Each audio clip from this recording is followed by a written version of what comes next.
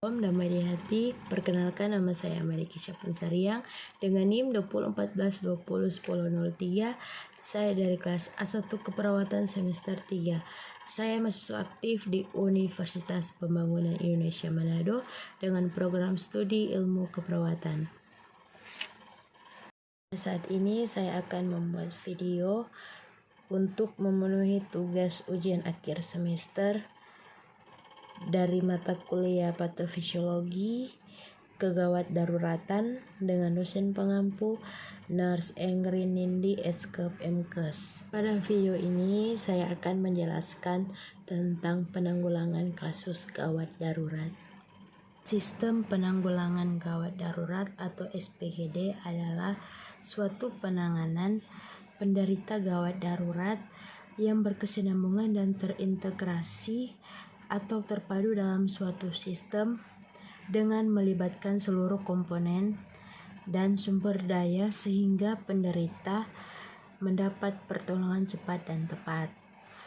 Dari mulai tempat kejadian di rumah sakit dan setelah keluar dari rumah sakit. Tujuan penanggulangan gawat darurat adalah yang pertama, mencegah kematian dan cacat pada pasien gawat darurat sehingga dapat hidup dan berfungsi kembali dalam masyarakat. Nah, yang kedua, menunjuk pasien gawat darurat melalui sistem rujukan untuk memperoleh penanganan yang lebih memadai. Yang ketiga, penanggulangan korban bencana.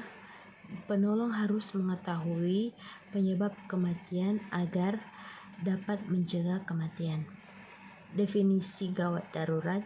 Nah, gawat artinya mengancam nyawa, sedangkan darurat adalah perlu mendapatkan penanganan atau tindakan segera untuk menghilangkan ancaman nyawa korban.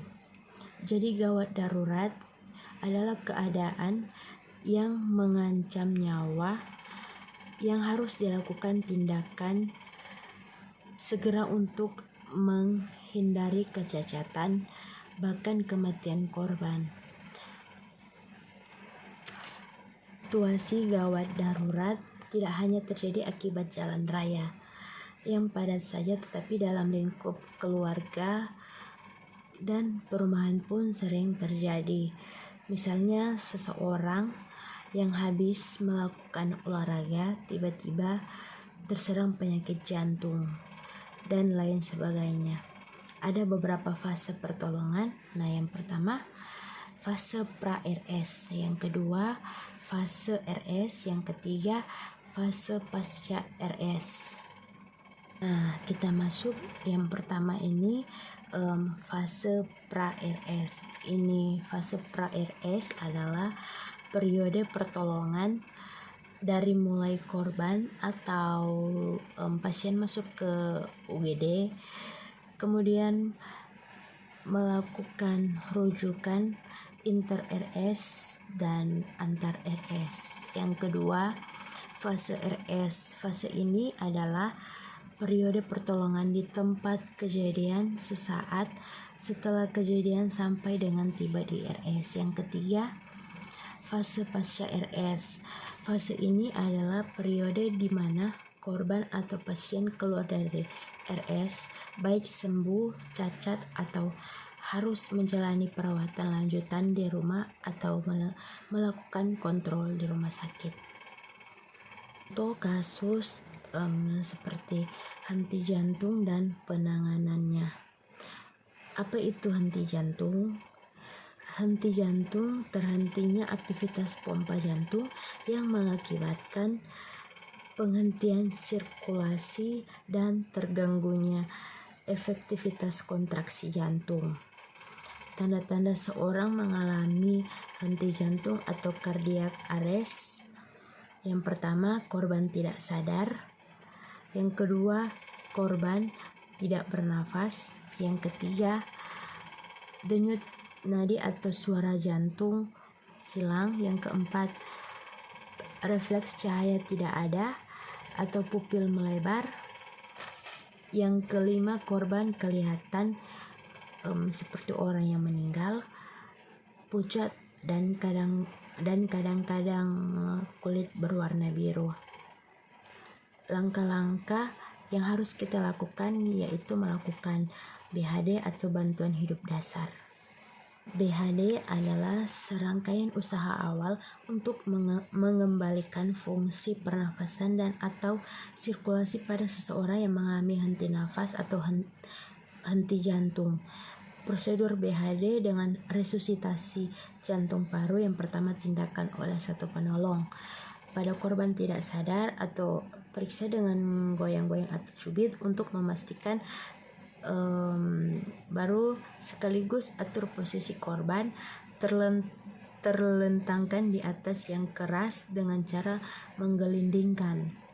Hati-hati dengan adanya patah tulang belakang.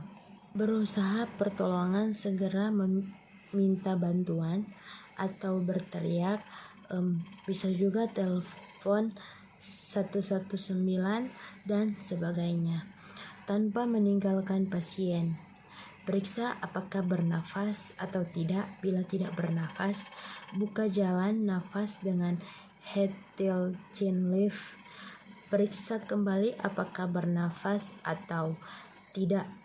Raba nafas 3-5 detik. Bila tidak bernafas, berikan nafas 2 kali. Pelan dan penuh, perhatikan pengembangan dada. Raba denyut karotis 5-10 detik. Bila karotis tidak teraba, lakukan pijat jantung dari luar 15 kali dalam waktu 9-11 detik pada titik tumpu.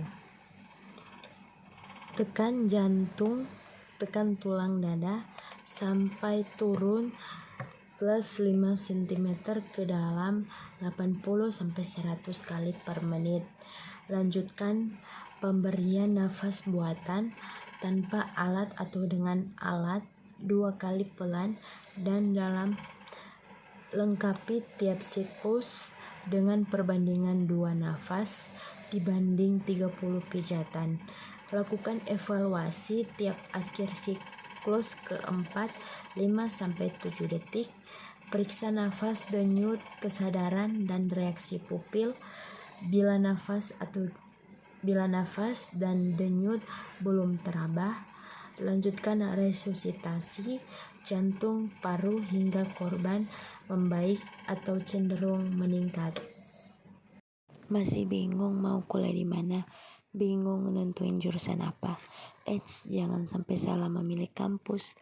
Pada kesempatan ini, saya ingin merekomendasikan kampus untuk adik-adik yang ingin melanjutkan kuliah Universitas Pembangunan Indonesia Manado dengan lokasi yang strategis serta fasilitas lengkap, bebas biaya pembangunan dan biaya studi yang terjangkau, dan UNPI juga menyediakan beasiswa bagi mahasiswa yang kurang mampu dan mahasiswa berprestasi.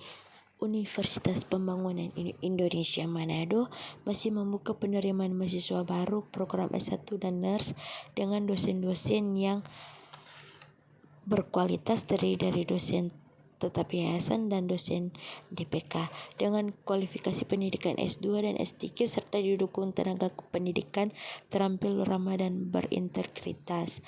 Dengan program sarjana keperawatan profesional bertujuan untuk menghasilkan lulusan di bidang kesehatan yang mampu merawat pasien dan memberikan asuhan keperawatan sesuai standar operasional prosedur.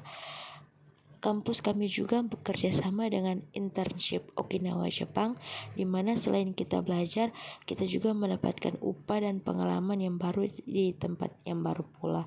Jadi tunggu apa lagi? Ayo daftarkan diri Anda di Universitas Pembangunan Indonesia Manado.